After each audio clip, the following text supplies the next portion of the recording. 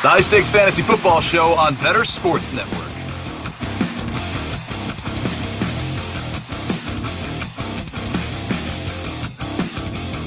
Three minutes past the top of the hour here on the Better Sports Network. This is the High Stakes Fantasy Football Show presented by the FFPC, myffpc.com.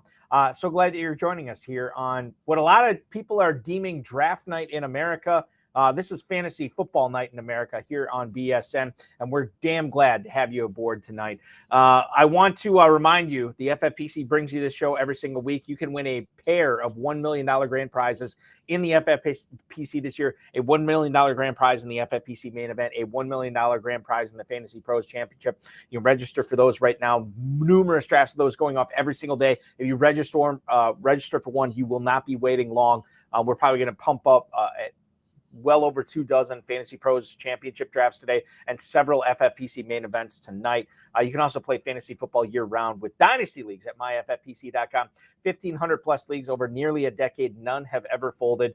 Couple of best ball tournaments going on there, as well as closed 12-team leagues going on at myffpc.com for as little as $5. So make sure you're heading on over to myffpc.com. Eric Balkman here. I'm at Eric Balkman on Twitter, the host of the High Stakes Fantasy Football Hour, the RotoViz High Stakes Lowdown, and here on the Better Sports Network. Want to welcome in Jack Miller from Establish the Run, at Establish the Run on Twitter. Jack is at Jack Miller 0202. I don't even know this.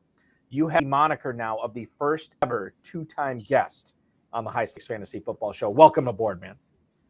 Wow, what an honor. I mean, thank you guys for having me back on. I'm excited to be here, excited to talk some football. You know, I don't know if there's going to be enough time, but like, I know you play a lot of fantasy, but like, I feel like your expertise is really betting, right? Yeah, I've gotten pretty into the betting side of things over the past couple of years. I think it kind of lends itself to betting if you're pretty into fantasy, like the player props, because you know we're spending the entire summer projecting players and setting our expectations. So going into the season, like we have a better idea of what we can expect from individual players than some of the sports books. Yeah, and I think, and that's crucial, and I want to get into that. And by the way, anytime you have any analysis on that pertains to what we're talking about, feel free to bring that up, because I know all of our high-stakes players that are watching this are heavy into that this year, and they want to make sure that not only they're hammering it for their drafts, but they're hammering it for week one when we're out at Planet Hollywood next week for the live events for the FFPC. So coming up on tonight's show, we're going to get into a lot of preseason news. There's still stuff going around. Obviously, the 53-man rosters have been finalized. I say that in quotation marks because we're seeing little addendums to the 53-man rosters around the league. We'll get into that here in the first segment. Coming up in the second segment, obviously we'll do the running back report and get Jack's feel on not only the Jonathan Taylor situation, but Breece Hall, how he's coming along. And then we'll get into some Devin Achane, Miles Sanders stuff, as well as some sleeper running backs in that segment too. In the second hour tonight, we're going to find out where Jack stands on from a redraft fantasy football sense on a lot of polarizing players around the NFL. Najee Harris, Kyron Williams, Jahan Dotson, Hayden Hurst, Luke Musgrave, and much more. That'll be leading off hour number two. And then Jack is actually in an FFPC main event slow draft right now that is roughly halfway through, and we'll get a sense on how he feels about the team and where you can follow this team and find out, you know, the thoughts and narrative behind trying to win $1 million. Jack, this is an Establish the Run draft. It's Mike Leone and somebody else involved. Yeah, in this draft it's me, Leone, and then Mark Dankenbring. We're kind of the three guys that do the projections for ETR on the NFL side. So we figured we should jump in a draft together. Yeah, and we're going to get to not only your process and how you've been completing that draft, but I want to get your thought process and how you sort of attacked it. Again, about halfway through on that. That's coming up before we sign off tonight and give way to Garrett Price and the Dynasty Nerds. Okay, let's get into some player evaluation. Brett Veach, the GM for the Kansas City Chiefs, said that Rashee Rice and Justin Ross, who made the team, by the way, are going to start off as package players this season. But he hopes by the end of the season, they're every down wide receivers. Now, before we get into this, Jack, I think it's important to understand where these players are going in drafts as far as Kansas City receivers go. Sky Moore is being drafted first at wide receiver 43. Kadarius Toney not too far after wide receiver 49 in the early 10th round. Rice is actually popping off as a late 12th round pick, followed by Valdez-Scantling as a late 16th round pick, and then Justin Ross, late 17th round, Richie James, early 18th round. I don't know if that's the most wide receivers being drafted by any team in the NFL in either the Fantasy Pros Championship or the FFPC main event right now, but it's right up there. We're having 6 Kansas City receivers being drafted. I think that we can call it the Patrick Mahomes effect. Your thoughts on drafting either Rashee Rice in the end of the 12th or Justin Ross at the end of the 17th, knowing that what we heard from their GM is basically like, look, these guys are not going to be a big part of your fantasy team for the first part of the season, but we're hoping by the end of the year, they are more than package players, that they're out there quite a bit. Is this an easy way to, fade Rice and Ross and then, maybe look at guys like Toney and Sky Moore early on in drafts? And by early, I mean, Sky Moore is still a 9th round pick. He's the first Chiefs receiver going off the board.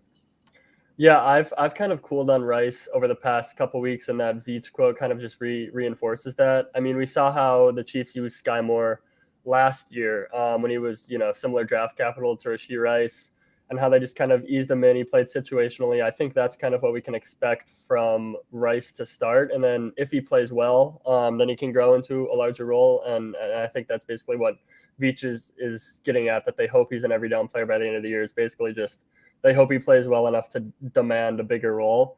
But, in the 12th round, it's kind of hard to bet on a guy that is going to play a minority of snaps by a long shot to open the season. Ross, I haven't been drafting a lot this whole offseason. I think there was like a point in the offseason when I wasn't even sure he was going to make the 53-man roster. Obviously he has, and that's, good for him. It's a great story as well. But once Toney comes back, I mean, they have 7 receivers. I don't know if all 7 of them are going to be active on game day. I don't know if Ross is the first guy out or if it's Justin Watson. It's probably not Richie James because he does return duties. But I see the upside in Justin Ross. But I haven't been drafting him much this offseason, and I'm kind of continuing with that now. It's interesting that you say that, because when we look at those Chiefs receivers, obviously everybody loves Mahomes and Kelsey, and then after that, it's kind of a crapshoot. Again, I always say this, I don't want to put words in your mouth, but based on what you just said about the Chiefs receivers, is it just your approach to it is avoid them and then maybe take a shot late on a guy like Ross, who's basically free end of the 17th? I mean, you're going to be drafting in the 17th round of the main event probably in a few days here. Would you just look at a guy like Ross there and that's it? Or is there a Chiefs receiver that you think is still worth his salt, even though, the ADP for Sky Moore, early 9th, Kadarius Toney, early 10th? Would you look at either of those guys there? I'm open to Sky Moore at his current price. All the reports from camp have been glowing. He looks like he's going to be in a full-time role to start the season with or without Kadarius Toney, really. Andy Reid has raved about him this offseason, so Sky is probably – he's the most expensive, but I think he's the guy I'm most into at cost. And then I don't mind Richie James for very cheap either, just because he was like quietly pretty good last year. And cheap pieces of the Patrick Mahomes passing offense, when they're going to be active every week, I don't mind that in the 18th round.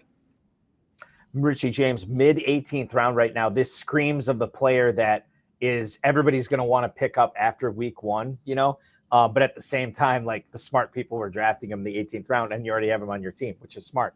Adam Schefter from ESPN reported that Joe Burrow has actually returned to practice. Brian Callahan, the offensive coordinator for the Bengals, said that Cincinnati has a good plan in place for Joe Burrow to be ready for week 1. The question here is there was a dip on Joe Burrow as far as the quarterbacks go, Jack, after he got hurt about a month or so ago, right around a month.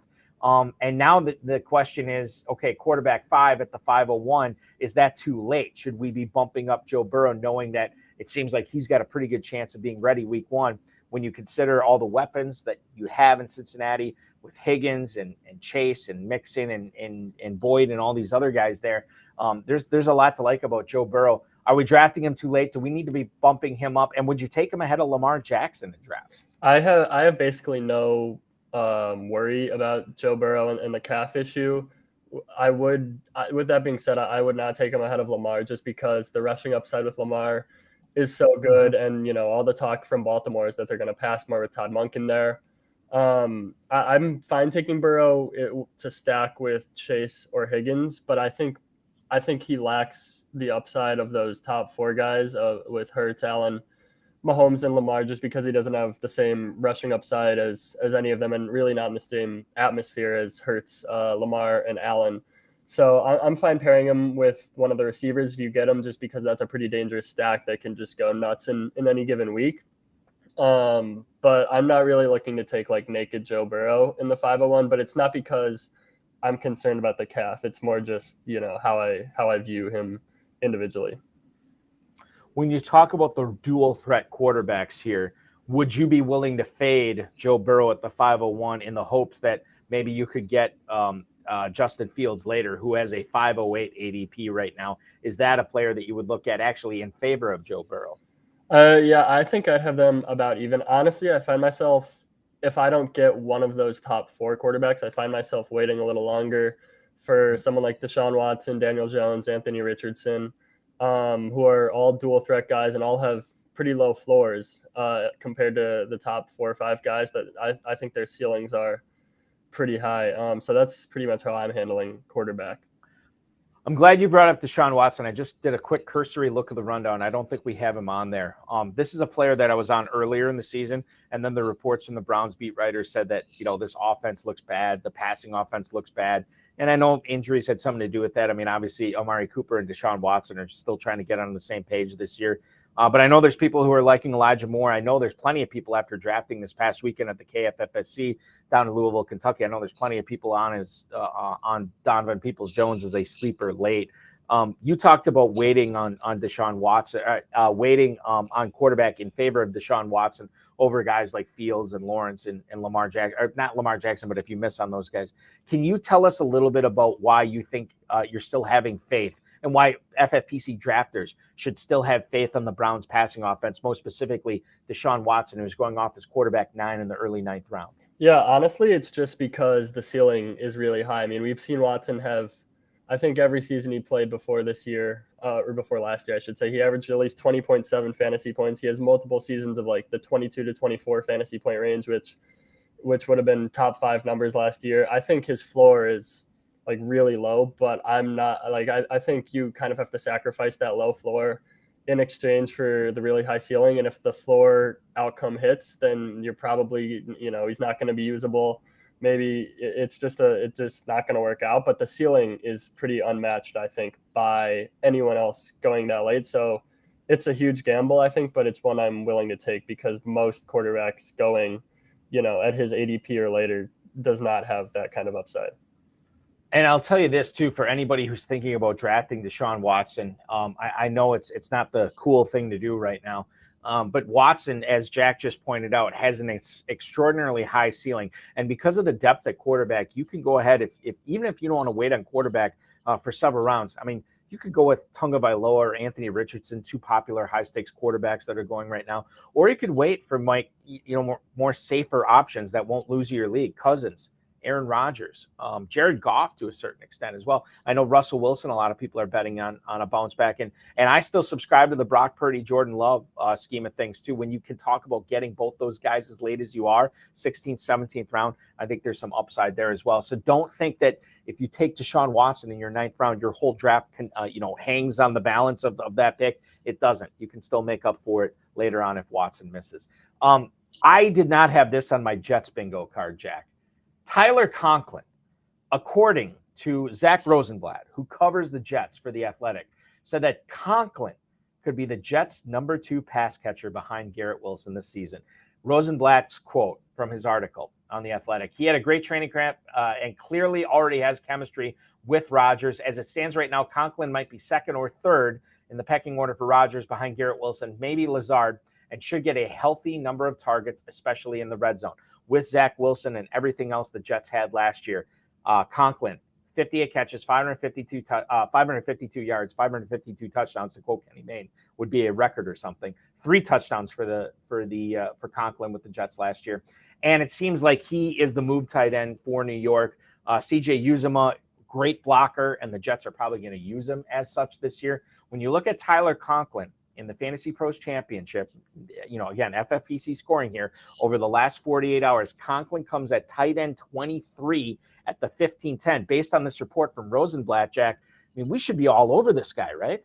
Yeah, I think he's a solid bet at his ADP. I don't think he'll finish second on the Jets in targets. I think Allen Lazard would have to be the favorite for that honor. But I do think that Conklin is going to be in for a pretty decent workload.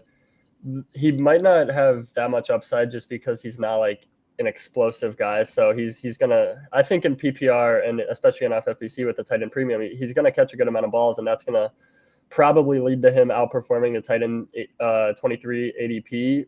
I don't think he has like top 6 season in his range of outcomes.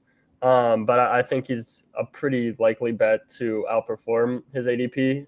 He in the Jets' last preseason game that Rodgers played, he did only play 5 snaps while CJ Uzomah played 6. But that was certainly strange, but I'm kind of inclined to think it was just noise, considering everything else out of Jets camp is that Conklin is one of the stars of camp, and it's only a 10-snap sample. So I'm not really putting that much stock into it, but it's definitely something to watch in week 1.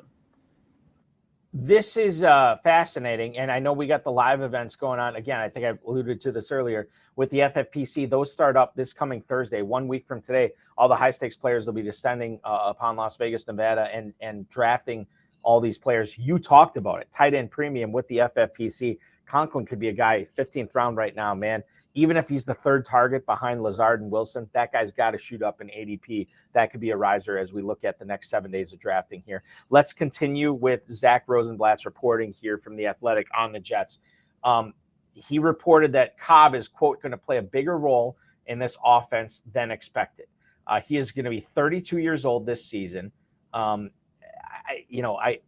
hesitate to endorse him, but Rosenblatt just continues with this. He thinks Cobb is going to be the starting slot receiver for the Jets. And they're buddies. Cobb and Rodgers obviously are buddies. But Rosenblatt, a guy who has not seen the Rodgers-Cobb connection over the course of the last nearly decade here in Green Bay, where I am in Northeast Wisconsin, he reported that Cobb has looked like the Jets' best option as a slot receiver.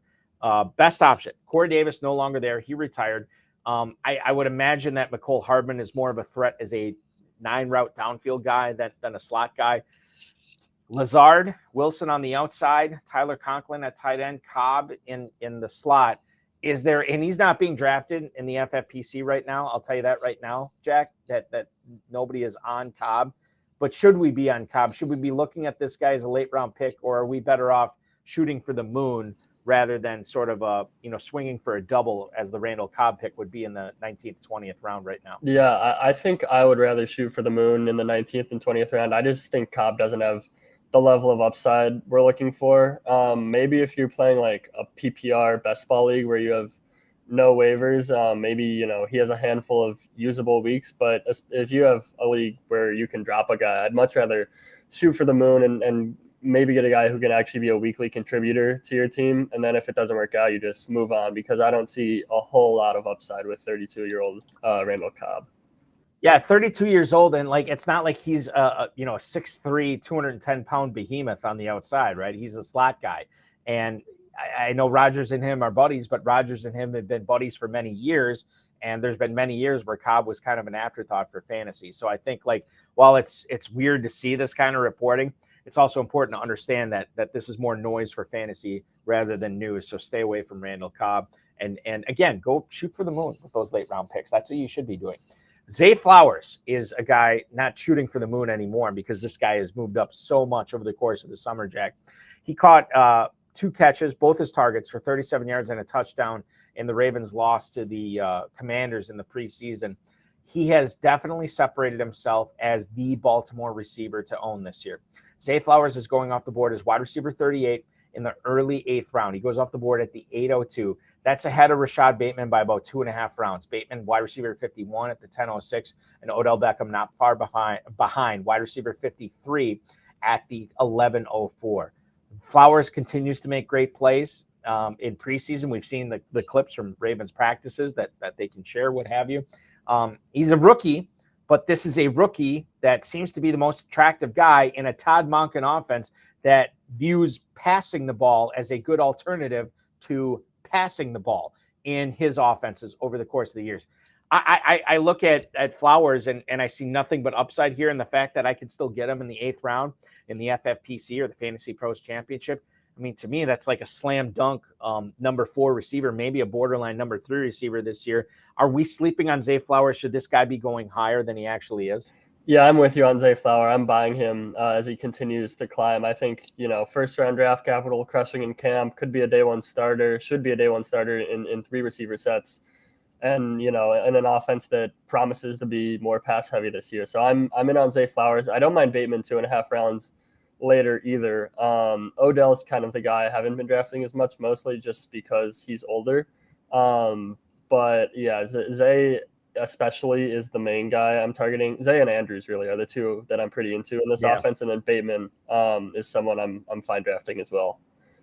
All right. Can you tell us a little bit about, and by the way, I'm with you on those receivers, but I want to get your take on the Odell Beckham thing, because when I've been off Beckham for quite some time because he was always dealing with an injury. He wasn't getting any younger. So for me, it was kind of like he was an easy fade.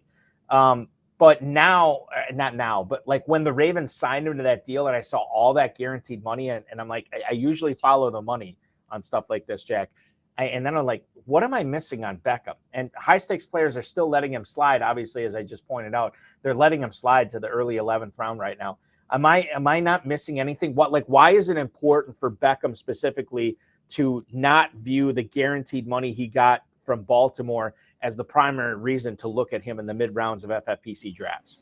I mean, I think he'll be on the field a lot to start the year. It's just he's been away from the game for a year. We don't know if he can be healthy. We don't know if he's the same player that he was 2 years ago.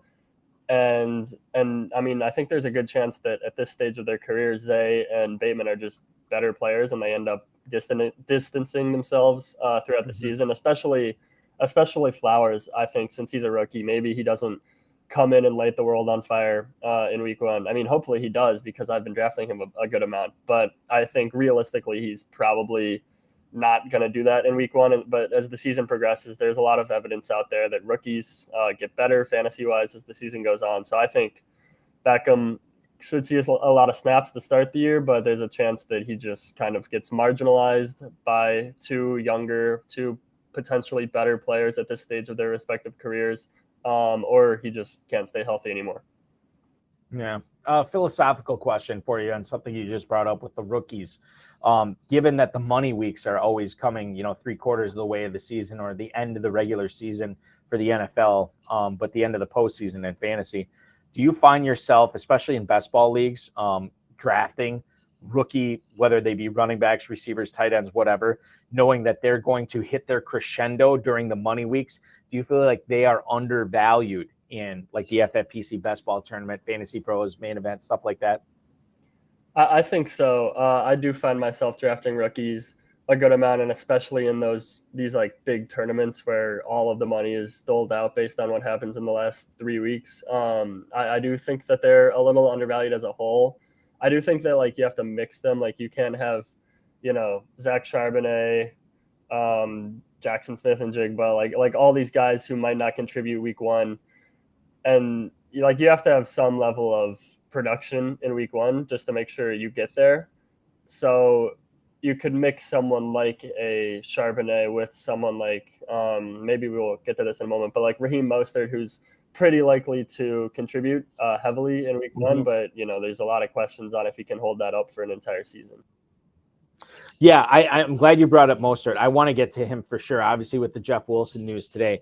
But before we do, to stay on the Ravens just for a second, you talked about how you like Bateman, you liked Andrews, you obviously like Zay Flowers this year. I don't have the running backs on the rundown. What about J.K. Dobbins? He's going off the board as running back 22 at the 601. He gave a cryptic comment to some member of the Baltimore media of like, you're going to have to wait and see or wait and find out about how involved he's going to be in the passing game this year. And we know that Monken, his offense loves to throw the ball. I'm honestly wondering at this point, J.K. Dobbins, who's going behind guys like Javonte Williams, who's coming off the injury, Alexander Madison, who is just kind of has been a guy, unless the opportunity presented itself in Minnesota, and then Jonathan Taylor, who God knows when he's going to play again. Dobbins is going behind all these guys. Do you feel like there's some value in drafting J.K. Dobbins, especially if you go like a 0 RB or something like that, where you can get Dobbins in the early 6th round that like, hey, this is the type of guy who could win me $1 million in the FFPC this year as my running back one if I load up on wide receiver and tight end prior to that? Yeah, I'm open to Dobbins. I wouldn't say I'm like going out of my way to draft him. I think it's going to be like we kind of know what to expect in that he'll be the carries leader, at least among the running backs. He'll be probably super efficient, but he's going to give up some work to Gus Edwards. And the passing down work, we haven't really seen it from him to this stage in his career. And with Lamar Jackson there, some of those quarterback checkdowns to the running backs are going to become Lamar Jackson runs. So maybe we see a little bit more passing work, but especially with Lamar there and with Justice Hill maybe figuring in on 3rd down sometimes, I don't think that we can, get too crazy with our expectations on Dobbins receiving. So I'm okay with Dobbins. I'll draft him if he falls like a little bit past ADP, or if I need a running back and he's at the top of the queue, but he's not someone I am, targeting super heavily.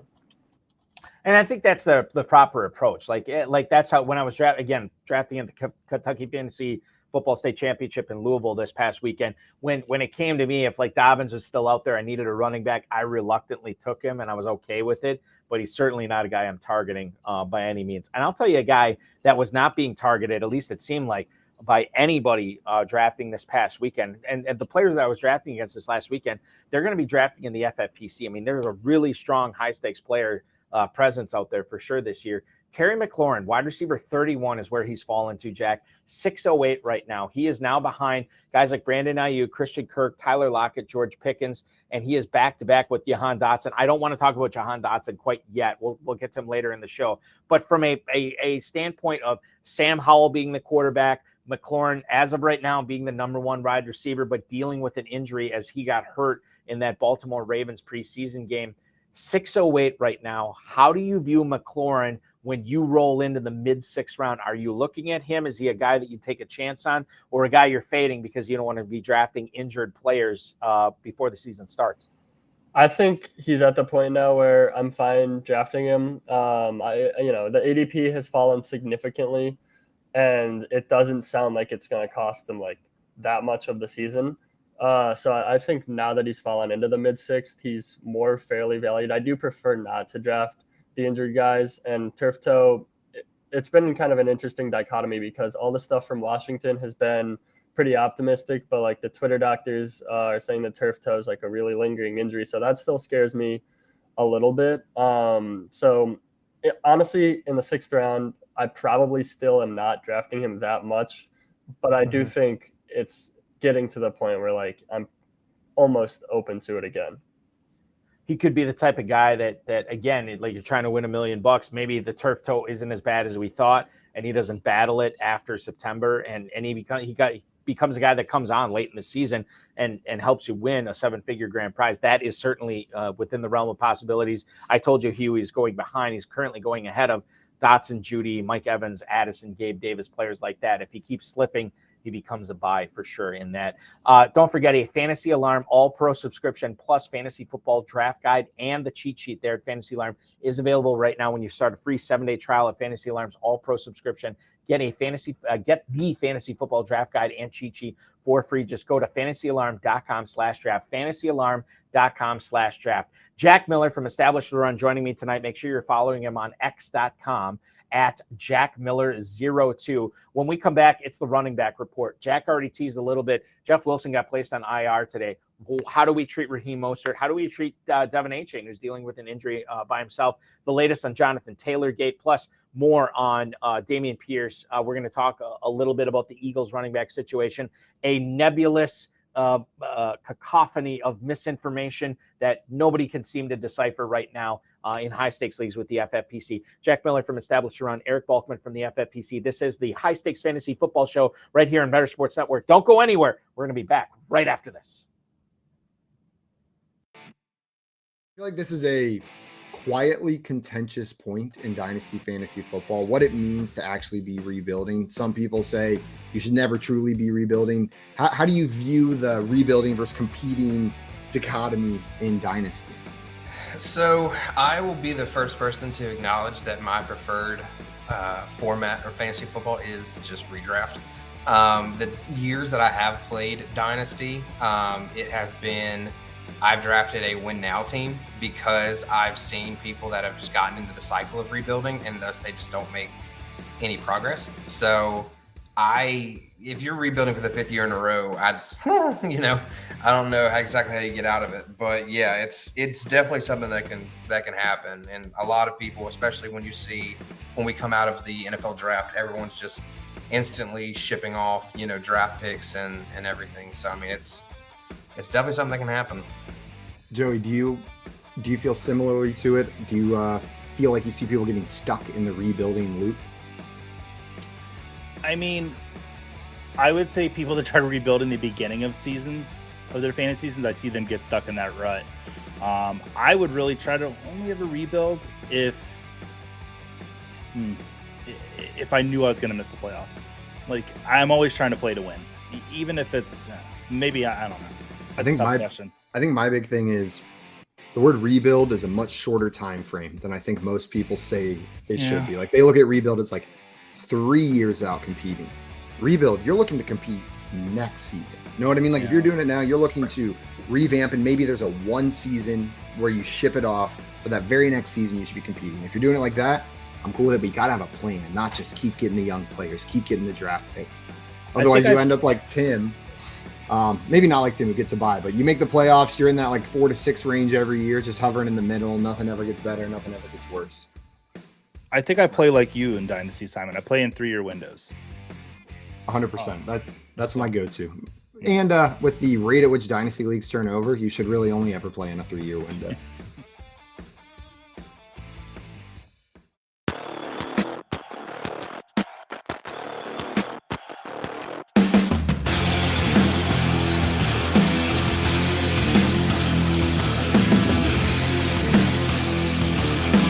The FFPC is home to season-long fantasy football, to 2 separate $1 million grand prize contests, the FFPC main event, the Fantasy Pros Championship. Plus, we got best ball leagues, dynasty leagues, the Terminator tournament, which is going on strong, the FFPC Weekly Challenge, which will start up in about a week or so, all at myffpc.com. Actually, use promo code ALARM, ALARM, at myffpc.com for an exclusive offer. Get $25 off your first FFPC entry of $35 or more. Go to myffpc.com. That's myffpc.com. Use promo code ALARM. I'm being joined by Jack Miller from Establish the Run this evening here, making his return appearance on the High Stakes Fantasy Football Show. I'm Eric Balkman from the FFPC.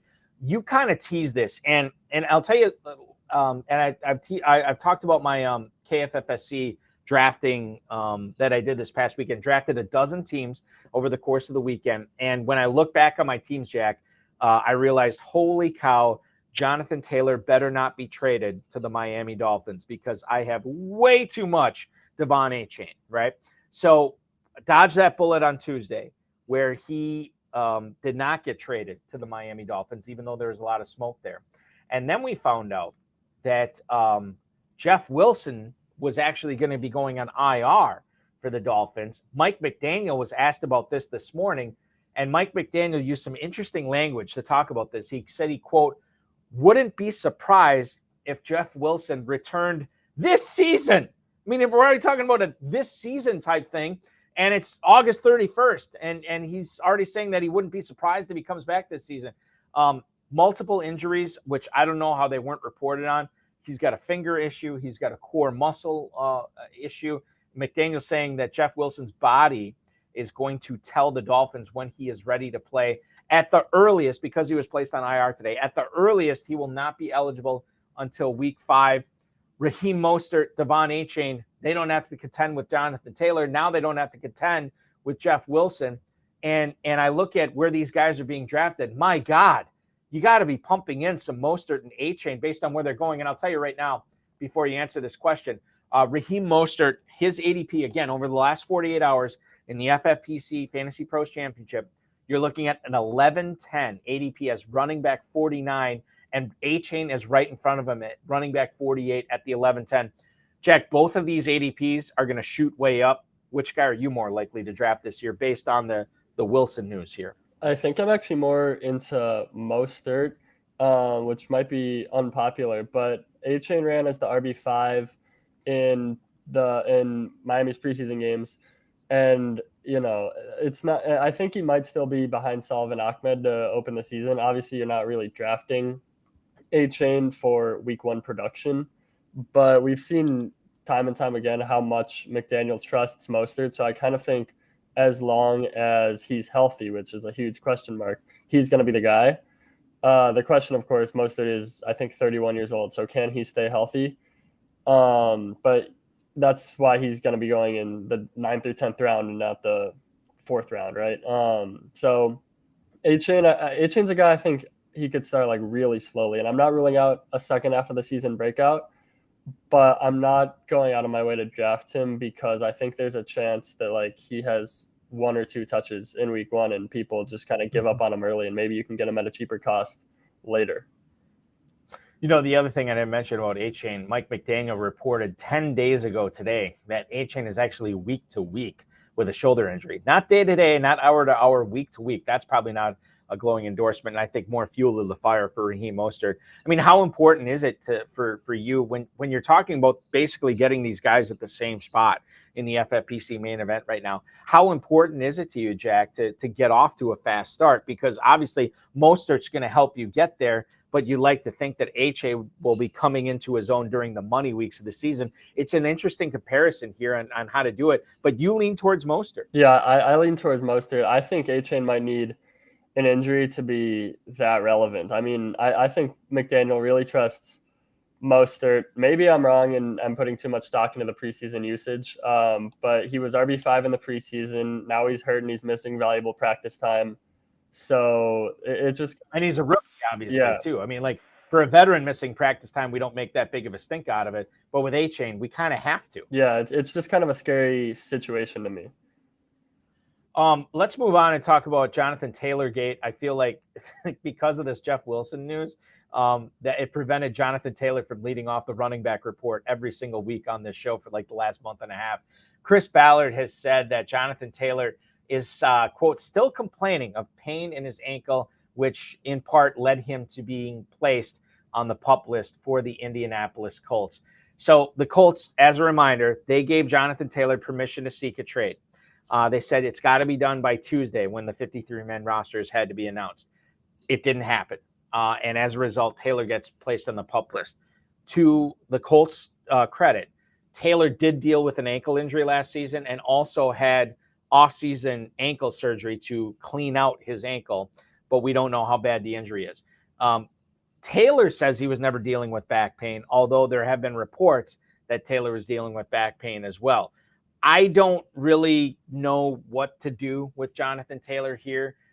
In those cases, Jack, I usually just kind of I'm under the impression that, like, you know what, somebody else is going to like him better than me. So I don't want to say he's off my board, but I don't really consider him because I know at the point I would consider him, he's going to be long gone. I thought he would slip further in Fantasy Pros and FFPC drafts right now. He has not.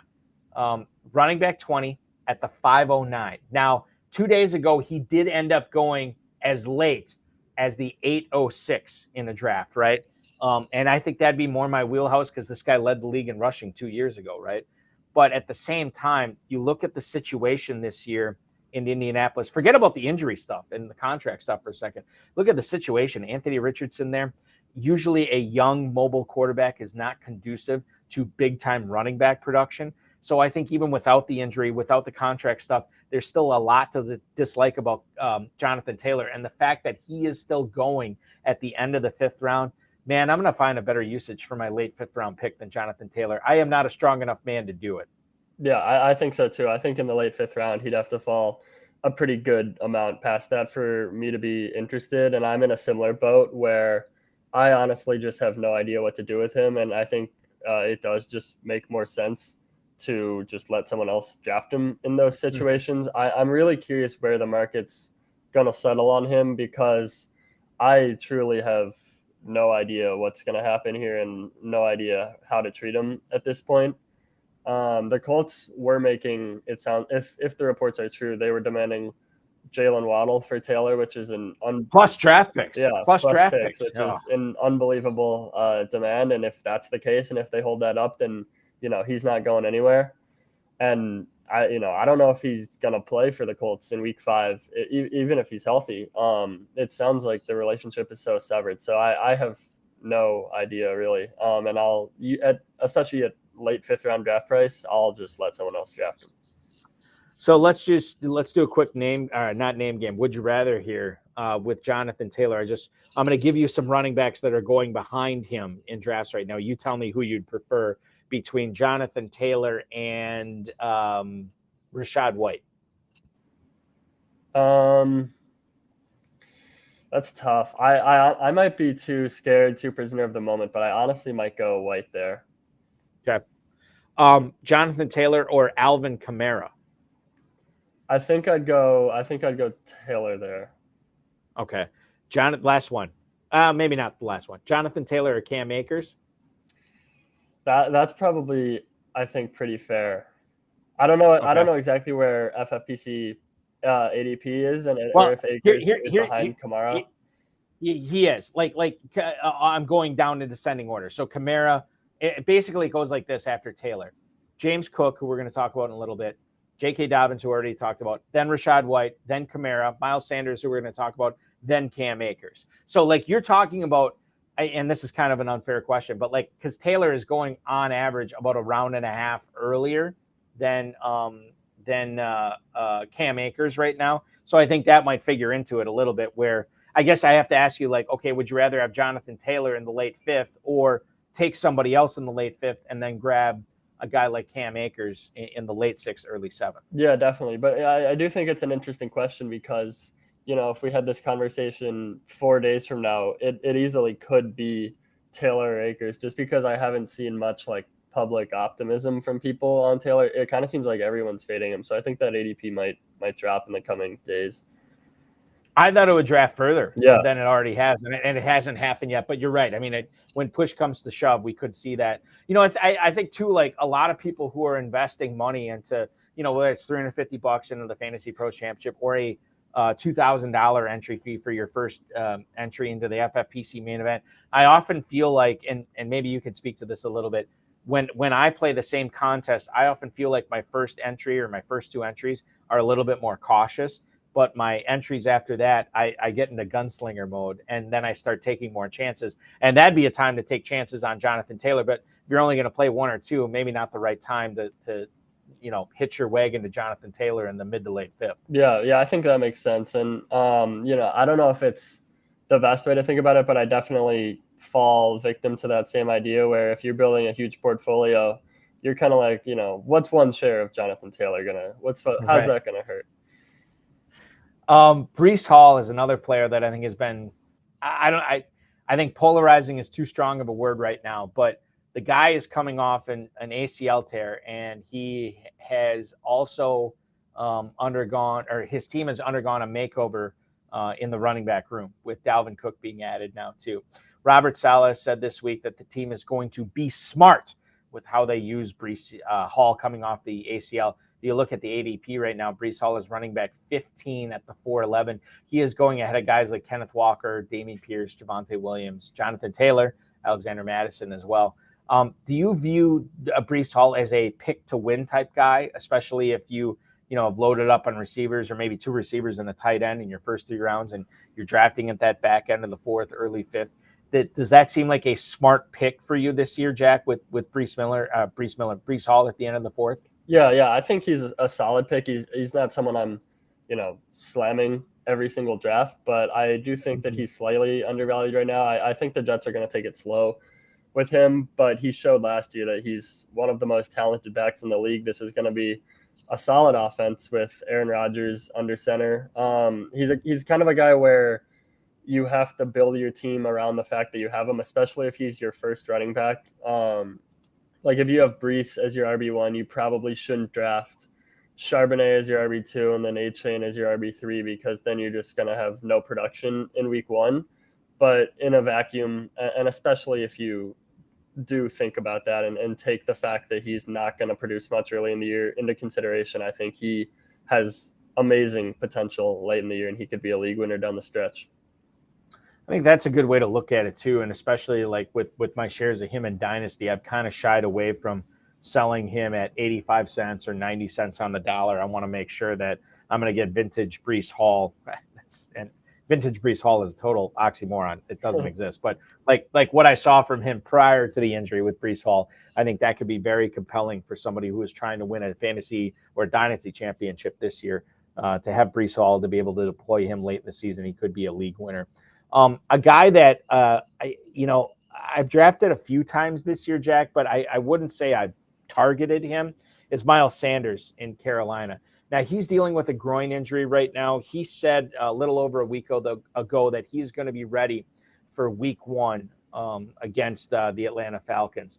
He's been eased back into practice. Frank Reich has already said that he was a little unsure on this injury. It seems like he is going to be the running back one for Carolina this year. Chuba Hubbard, Raheem, Blackshear behind him there. Miles Sanders' ADP in the Fantasy Pros Championship over the last 48 hours, he is coming in at running back 25 at the 6'10". For me, if I'm playing zero RB or if I'm loading up on tight ends or receivers or whatever, to get Miles Sanders as my number one running back is something I want to do in the late 6th round. Is that smart? I mean, I know you got to hit up a lot of running backs after Miles Sanders, but is it smart to wait if you load up on wide receiver, tight end, and then grab Miles Sanders at the end of the 6th? Is that a smart thing to do, to have him in that situation, Jack, as your number one running back this year? I think he's an all-right option. I don't think it's a slam dunk, but I do think we're going to see more receiving production this year in Carolina than what we saw with him with the Eagles. It's mostly just concerns about the Panthers offense as a whole. They did not look good in preseason. They have a rookie quarterback. They have not the worst group of pass catchers in the world, but a group of pass catchers that is currently banged up. And, a lot of them have concerns about sustaining it for the whole season with Chark's injury history and Thielen getting up there in age. So it kind of comes down to what you think of the Panthers offense and how much the RB1 in that offense is worth and how much upside that role has. I think he's a fine option. I think he's going to be the RB1 there. Chuba's going to be involved, but Sanders is still going to be the primary back. And so I think he's a fine pick. I'm not rushing to the podium for him, but if he falls, I'll draft him. I think that's you and I are one of the same mind on that one too with Sanders. I think that's how it is. I wouldn't target him, but if the opportunity presents itself and my team construction up until that point looks like it could support him, then yeah, I'm all over him. People ask me all the time, especially this time of year, Balky, who are you seeing as the big riser? What player is shooting up draft boards that, if I drafted a week ago, he'd be a slam dunk pick at his ADP. Now I actually have to think about it because he's been going high.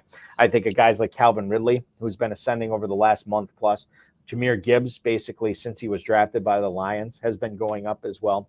But another player that's kind of subtly going up, and I want to get your insight on Dameon Pierce, is the starting running back for the Houston Texans. A player over the last 48 hours in Dameon Pierce, who has been going as wide receiver, running back 17 at the 503. He has moved ahead of Javonte Williams, Taylor, Alexander Madison, and James Cook.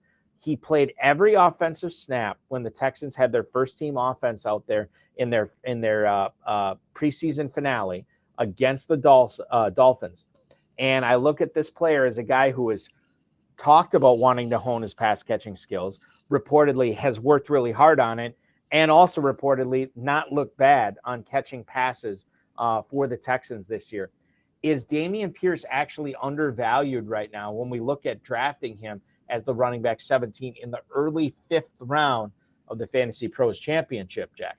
I don't think he's undervalued anymore. I think I would take Madison over him. But I don't think he's that overvalued by any means. I think the preseason usage has been really encouraging. It looks like Devin Singletary, who some people thought was going to force a committee, it looks like Singletary is basically just a handcuff at this point. At best, yeah, at best. At best, yeah. So I think Pierce is in for a big workload. It's kind of a similar thing with Sanders, where it's just how much trust you have in CJ Stroud to deliver you someone with RB1 upside. I think the volume's going to be there. The volume was also there over the second half of the season, especially for Pierce, and it didn't result in like jaw-dropping numbers. So I think Pierce is like solid. I would take Madison over him just because the offense is better. But I think Pierce is a good talent, and I think he's in for a solid workload. So I understand where all the hype is coming from, and I don't like fault the people chasing him up the board. So I'm with you on Pierce for sure. I want to talk about Madison here for a second, because this is a player that's been tough for me to wrap my head around this offseason. When the Vikings made it clear that they were not going to be in the Dalvin Cook business for 2023, obviously I realized that Madison is going to play a key role, and this was after he had already signed that, albeit modest, but still an extension with the Minnesota Vikings. And I thought, okay, Madison's probably got to look at in the middle rounds. And then they draft, Jordan Addison. They just inked TJ Hawkinson to this big extension today. And now I'm kind of thinking, like, is Minnesota, do they want to run the ball this year? Because it feels like they're going to be throwing it all over the place with Kirk Cousins. Can you sell me a little bit on why Alexander Madison can make sense for FFPC players at the end of the 5th round as running back 19? Yeah, I've come around on him. I started the offseason in a similar boat. And also just the fact that he's been in the league for a few years and hasn't really shown himself to be a fantastic talent. But Levitan and Silva have they're super in on him. And so they've kind of, convinced me, because the Vikings have been pretty steadfast all offseason that they're committed to Madison. They haven't signed anyone. They didn't really draft anyone. Dwayne McBride, who they then cut and added back on the practice squad. Ty Chandler and Myles Gaskin don't really seem like big of threats. And I do think the Vikings are going to be pretty pass heavy. They were last year. That's kind of Kevin O'Connell's thing, is he wants to be pass heavy, and they're built to do so. But it's going to be a high scoring offense, and it's not like they're going to be Chiefs level pass heavy. So I think the RB1, pretty clear RB1 in what's going to be a good offense, even if they pass a little bit more than average. I mean, he could catch a bunch of passes, so it's not like the pass heaviness is necessarily bad, because the reports from camp have suggested that he's been showing well as a pass catcher out of the backfield. So maybe that just results in fewer carries, but more PPR value for Madison. And I guess that makes sense too. And you got to consider, like with anything, you got to consider the ADP here. Running back 19 at the 509. While that seems rich, you're also talking about a spot in the draft where you probably already have your starting running back and maybe 2 running backs on your team. Maybe Madison would be your 3rd. So how much are you risking there? I understand the draft capital, but at the same time, this guy does not have to play for you every week if you miss on him. And Chandler, Gaskin, all these other guys, McBride on the practice squad behind him. Nobody really should strike fear in you when it comes to Alexander Madison, or when it comes to Alexander Madison's threat for competition. Let's get into we got time here. Let's do the Eagles running back situation, and we'll try to put this jigsaw puzzle together here. Bull Wolf, who was on the Athletics football show, said he thinks Kenneth Gainwell is going to end up playing the most because he is the most reliable running back in Philadelphia, which is an interesting word usage there. When we look at the Philadelphia Eagles running backs and how the high stakes players are drafting them right now, we see that these guys are bunched up a little bit, but they're not as bunched up as they had been over the course of the last 2 months or so. 3 running backs are being taken in Philadelphia: Swift, Penny, and Gainwell. Swift comes in at the 708 as running back 29. Rashad Penny and Kenneth Gainwell are basically back-to-back here. Penny at the 1011, Kenneth Gainwell at the 1104. So as running back 42, running back 43. How do you fall in on this situation here, Jack? Would you be looking in the mid-7th round at drafting DeAndre Swift? And I'll say this too, like their last preseason game, like all the starters sat out for the offensive portion of the team, and DeAndre Swift was one of those players that sat out. So clearly the Eagles want him to be the guy, but again, we can't just draft based on what the team wants to do. We have to draft based on what's going to happen. Penny and Gainwell at the end of the 10th, early 11th. Would you be looking at either of those guys there? How do you kind of handicap this Eagles running back situation? Yeah, I think Swift is definitely the guy to own just because he has the best combination of like he's shown the ability to be a runner and a receiver, and he's basically just shown the ability to be a talented back who he hasn't stayed exactly healthy, but he's done a better job of that than Rashad Penny. So I think he's the guy to own for that 3-down upside. Penny, I think I prefer in a vacuum over Gainwell, even though I know that the court of public opinion has shifted pretty dramatically in the opposite direction over the past month or so. I was pretty in on Gainwell a month ago because of how the Eagles – I was in on him most of the offseason because the Eagles really relied on him in the playoffs, and I think that they do view him as the most reliable running back, but I think Swift and Penny just have so much more upside. If Penny stays healthy, which is very unlikely, admittedly, I mean, he's averaged 5.9 yards per career, 5.9 yards per carry in his career, and he's running behind the best offensive line in the league on a top 3 offense in the league. I think the touchdown upside here is pretty massive. I think the efficiency upside is pretty massive. So I'm willing to take a swing on that upside because that's basically what it comes down to with this Eagles backfield is I think Swift and Penny have more upside, and Gainwell might be the most reliable, but he doesn't have that really smash season in his range of outcomes as much. Yeah, and I think that's important to understand here too, because when you're looking like where these guys are being drafted, you're looking for potential smashes, not necessarily in a season-long perspective, but a guy that can step in the right situation. And if he's given 15 to 20 touches, I mean, you want him accruing 15 to 20 fantasy points for you this week. You're looking for players that can be difference makers in the middle rounds, not players that can sort of contribute every single week. You want guys that have those spike weeks, those big boom weeks as well. And that would make sense of what you're saying with the trio of Eagles running backs here too as well. I think that's important to keep in mind. We are going to be keeping in mind that we are going live for another hour here from 8 o'clock until 9 o'clock tonight here on the High Stakes Fantasy Football Show. Jack Miller from Establish the Run, Eric Balkman from the FFPC. When we come back, I'm going to quiz Jack where he stands on a variety of players: Ezekiel Elliott, Najee Harris, Kyron Williams, Adam Thielen, and a ton more. So we're going to get into that as well as in the second half, the bottom of the second hour. I want to talk with Jack about his FFPC main event slow draft that he's doing right now. Find out how it's going, the chances that it could win $1 million, stuff like that. That's all coming up in the second hour. You're watching the High Stakes Fantasy Football Show right here on the Better Sports Network. Eric Balkman, Jack Miller are going to be back right with you after this.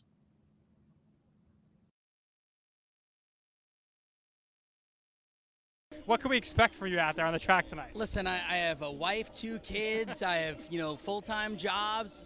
I'm never nervous. I don't even know what that word means. Can you explain what nervous means? No. I'm ready to have fun. I've never done anything like this before. I got asked to be a part of this.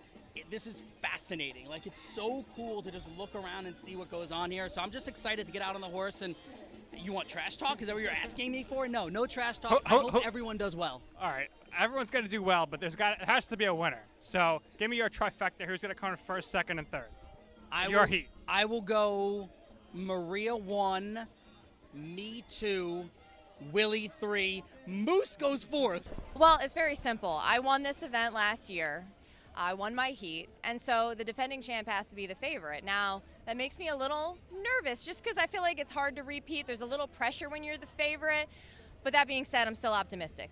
So your heat, it's you, yes. Moose and Keith from Better Sports Network, and Willie Colon.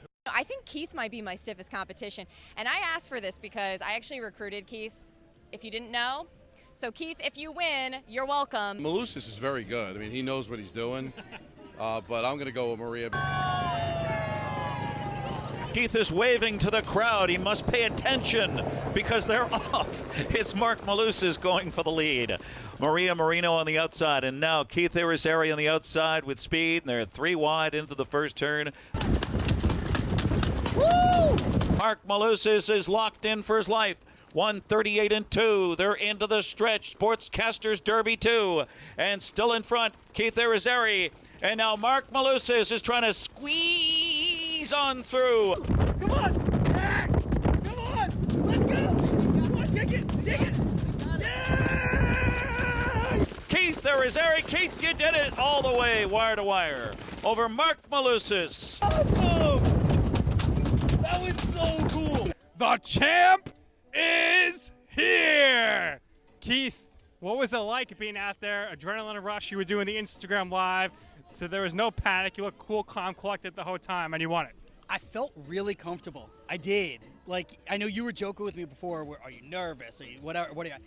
David, the driver, was awesome. He's like, we're going to win this. I said, all right, let's win this. And he said, let's go. Yeah, I just felt really comfortable. I did. It was fun. We're in the lead. I got Maria Marino on the right side of me, and I'm like, oh, my gosh, she's going to beat us, right?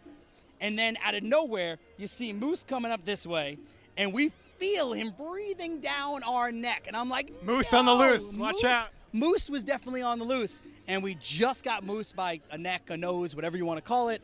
Yeah, but again, all of this for a great cause, and it was absolutely awesome to do this. It was cool. All right, Keith, congratulations, and no matter what, you could always hold this over Moose's head. Yeah!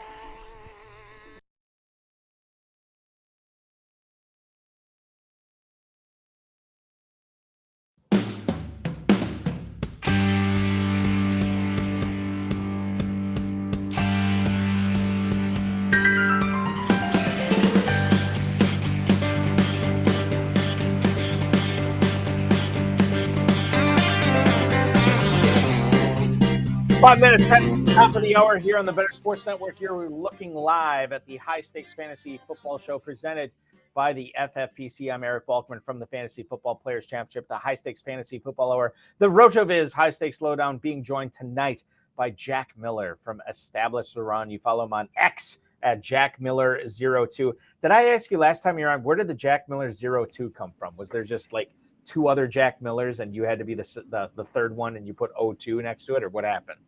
So I was born in 2001, and so I tried Jack Miller 01, but it was taken, so I just went to Jack Miller 02. I love it. That's fantastic. Good stuff. And follow Jack on X at Jack Miller 02. Hey, I want to tell everybody that we are in the midst of redraft season. Everybody's loading up for the FFPC main event, the FFPC Fantasy Pros Championship, to try to win $1 million grand prize. But if you still want to play fantasy football 365 days a year, you can do so at myffpc.com when you register for a dynasty league there. They start at $100. They go all the way up to $5,000 as far as an entry goes.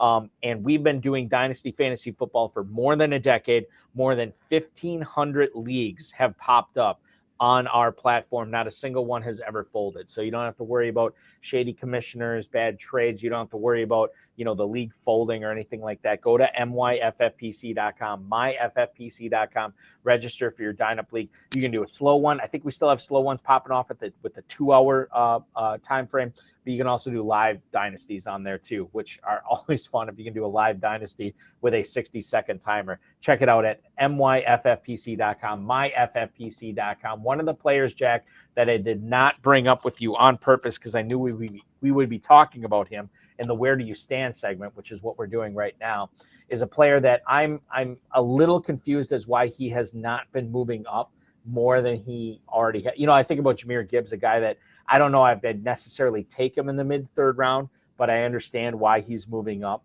I don't understand why James Cook from Buffalo is not moving up. I feel like he should be, based on everything we know, rightly or wrongly, he should be going higher in drafts, and yet he's stumbling at running back 21 off the board at the end of the 5th round. This is a player that ostensibly is the lead back in one of the best offenses in the NFL. In fact, Joe Buscaglia, who covers the Bills for the Athletics, says he is the clear top back in Buffalo. Damian Harris and Latavius Murray are not battling for the starting job. They're battling for the backup job. Like, it is James Cook's job to lose. He is a former 2nd-round pick. He should be utilized more than a 3rd down, receiving back. He should be utilized on 1st and 2nd down. You look at where he's going at the end of the 5th. Again, when you're trying to win a 7-figure grand prize, I think he should be going higher. What am I missing on James Cook right now? No, I'm with you on Cook. I think he's in a pretty good spot. We know he's a good pass catcher. Devin Singletary's gone, so he's in line for a pretty big target share on one of the best offenses in the league. I think the concern that most people have is the goal line work that might be split between Damian Harris and Latavius Murray. And it's a fair concern because the ways that fantasy running backs really score points are with those receptions and with the goal line touches and the touchdowns. And James Cook might not have a great hold of the latter. But with that being said, I think there's a world in which maybe Cook doesn't get all the goal line touches, but maybe it's not like they get in within the 5 and automatically they take them out. And so I think there's a little bit of touchdown equity there, but really it's just he's going to be the primary early down back. He's going to catch pretty good amount of passes on one of the best offenses in the league, and I think that's a pretty good bet to make. I think so too. Does the fact that Josh Allen, that he represents a player that is able to go out and get a first down or a touchdown with his legs because of his rushing prowess, does that affect the way that you view James Cook at all, or maybe it affects it, but it's a minute detail? How do you sort of take that into account when you're thinking about drafting James Cook this year? Yeah, I think that is definitely a consideration. I don't think that Cook is going to score 10 touchdowns this year, but I think that maybe he could score like 6 rushing touchdowns. And I think that if you combine that with maybe a receiving touchdown or 2, and then just the amount of passes that he has the potential to catch, I think you're looking at a pretty good season. And I think a lot of that is baked into cost. Like, I think if James Cook was going to be the goal line guy, I mean, you're talking about like a 3rd round pick. So I think that the Damian Harris, the Latavius, the Josh Allen getting the goal line carries ahead of him, I think that's already baked into his cost. What about Ezekiel Elliott, the New England Patriot here? Bill O'Brien, the offensive coordinator for the Patriots who's taking over this year, said that he thinks Elliott is capable of contributing on all 3 downs. Said that he's a really good addition to the Patriots. Ezekiel Harris, you would think, based on last year's usage, is going to be the new Damian Harris this year. But Elliott has caught 50-plus passes, not once, not twice, but 3 different times over the course of his season. But that has not happened in 3 years. 5.4 yards on 17 catches last year. I would imagine that this O'Brien code is being a little inflated for fantasy purposes. Not that he's trying to pump him up for fantasy purposes, but he's trying to pump him up in general. This is not a question necessarily on Ezekiel Elliott, who is going right now as I bring up my ADP on fantasymojo.com, a site that you should subscribe to if you are a FFPC player. Running back 46 at the 1109. Okay, that's where Elliott's going. But how does this affect a guy like Ramondre Stevenson, who has shot up not shot up, but he's definitely moved up draft boards? Running back 11 at the 311 right now. When you found out Elliott was signing with the Patriots, were you happy, indifferent, or sad about your Ramondre Stevenson shares this year, Jack? I think in terms of who they could have signed, it was a relatively good outcome. Like if they had signed someone like Dalvin or Fournette, that's probably pretty bad for Ramondre's value. Obviously, if you have Ramondre, you would have preferred they signed no one, but it seemed pretty clear that they wanted to sign someone, and Zeke is not the end of the world there. I think the days of him being a pass catcher are pretty much done. He was playing on 3rd downs a pretty good amount for the Cowboys last year, and his target share was still in the 4 to 5% range. So I think Ramondre can still have a pretty robust target share. I think that Zeke is going to maybe vulture some of that short yardage work, but it's a similar thing where it's not like they're going to get within the 5, and Ramondre's carried it 3 times in a row and gotten them down inside the 5. But now that they're within striking distance, they're going to put Zeke in. I think Ramondre's still going to get his fair share of goal line carries. He's not a small back, so he can handle himself down there. Ramondre himself said at the end of last season that it began to wear on his body. So I think that this is just kind of making sure that he's not having a ridiculous load like he was in some of those weeks when Damian Harris was out last year. So yeah, I don't think it's the end of the world for Ramondre. And the other thing to keep in mind with Stevenson, he was also being sat in preseason and during training camp on days when everybody else is practicing and he's just doing individual drills. And he said, like, look, what am I doing here? I want to get in shape. And the Patriots just like, yeah, you do your thing. We'll let you know when we need you, which to me is a clear representation of them understanding how important he is to their offense this year and wanting to take it easy in the preseason. This should not give us pause. This should give us a good reason to be drafting Ramondre Stevenson based on where he's going right now. So that's where you stand on Ezekiel Elliott. I know it was a roundabout question of asking that with Stevenson stuff. There have been a few players over the course of the last several months that it's been hard for me to wrap my head around here. And Najee Harris is one of them, Jack. Where do you stand on Najee Harris, a guy that has had a great rookie season, failed to live up to expectations the last couple of years from a season-long perspective? However, he has shown the chops. He's showing that he can do it. Dan Graziano from ESPN actually said this was, let's see, when was this? Earlier this afternoon, that don't be surprised if Jaylen Warren is the Steelers' lead running back by the end of the season. Now, to me, as long as Harris is healthy, I don't really see that happening. But his efficiency, his explosiveness, again, on a week-to-week basis, has been lacking. Warren is just an undrafted free agent. He's an UDFA. He doesn't have the draft pedigree that Harris does. But he did eat in to all the touches that Najee Harris was accumulating over the course of the last season. Non-zero chance that Warren overtakes Harris. I don't necessarily see it when you look at where Harris's ADP is right now in the Fantasy Pros Championship over the last 48 hours. We could see he is running back 13 at the 403. Can you sell us on why that is a great pick for anybody taking Najee Harris in the early fourth round, Jack? I don't think I can, because I haven't been drafting Najee much. We saw over the second half of last season, Warren was playing on third downs and in clear passing situations over Harris. That continued in the preseason this year. They pretty much took Najee Harris out on third and longs and put Warren in. Warren played 40% of the snaps in the preseason. I agree with you that maybe it shouldn't matter, but the difference in draft capital with Harris as a first-round pick and Warren as an undrafted free agent might keep Harris locked in as the RB1, kind of like what we saw with Zeke and Pollard, where Pollard was the more explosive player, but they just kept handing the ball to Zeke. So that's kind of what I expect. I'm not super into Najee because the offense is probably – they look good in the preseason, but they're realistically probably – hoping to be an average offense. And with Warren taking 40% of the snaps overall and then the majority of the passing downs, I think it's a tough sell on Najee at RB13. I think that's the thing. Is like and I know the Better Boss is chiming in right now. Don't poop emoji on Najee. And it's hard, I think what he does for the Steelers represents a value to fantasy teams. The problem is, and the problem I have in a lot of these guys, and what you just said, the problem you have with Najee Harris, not necessarily is the player, but the ADP and where you have to draft him. Running back 13 in the early fourth round, that's aggressive. He's going at the same spot as Aaron Jones, Travis Etienne, Breece Hall, who we talked about earlier, and Kenneth Walker, last season's offensive rookie of the year. So I think with Harris, if you love him, that's a fine spot to take him.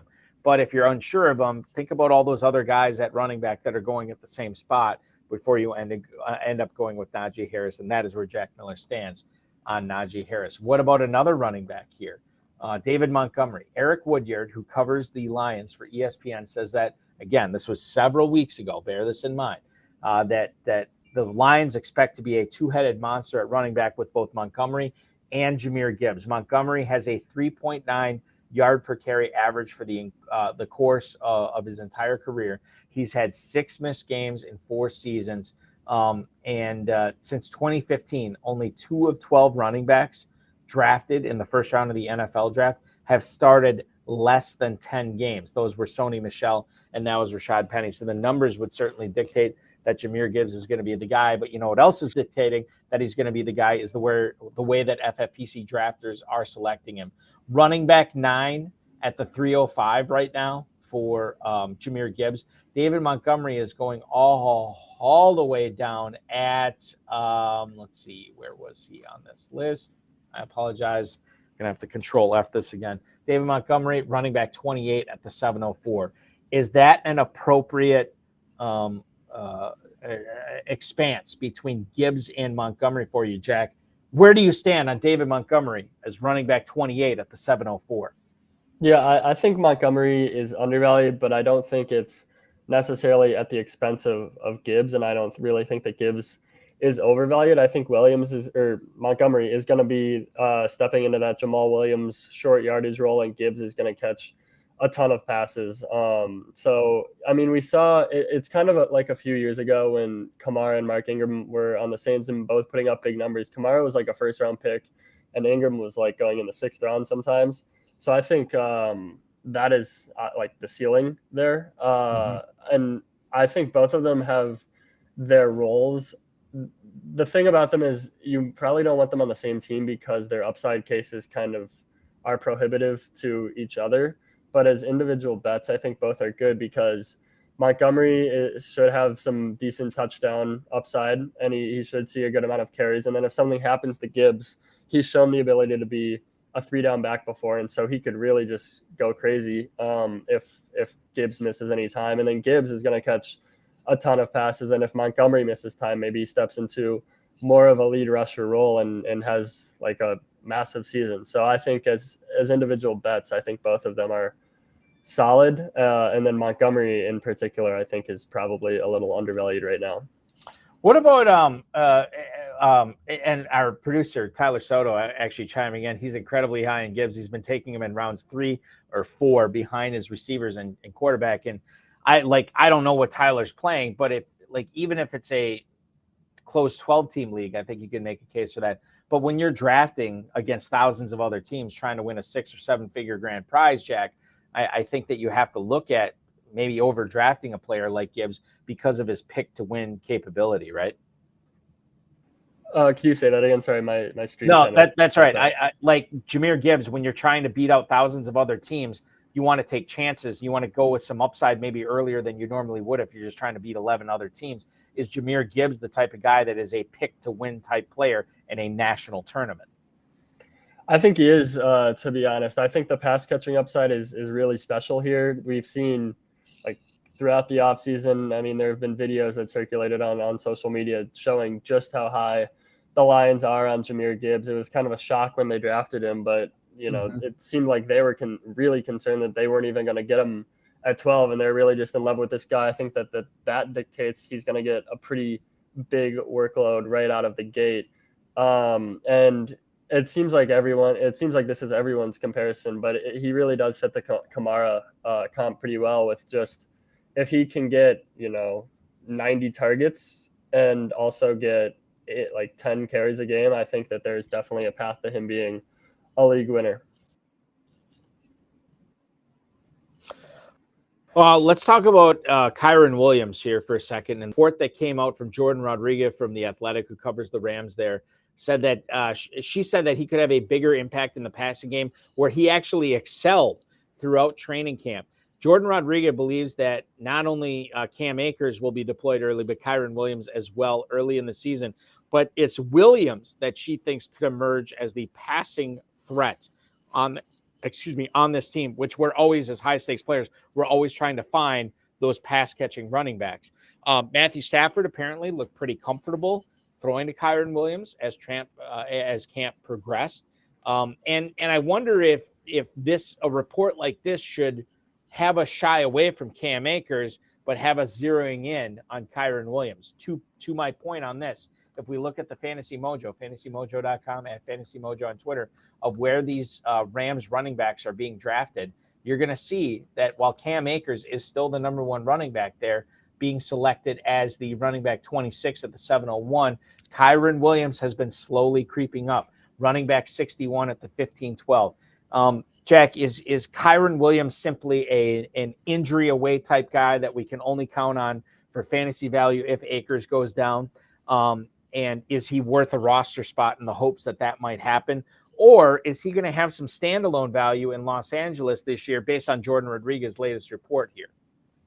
I think he's worth a roster spot, and I think he's going to have some standalone value. I'm not sure how much the pure pass catching back in the Rams offense is actually worth.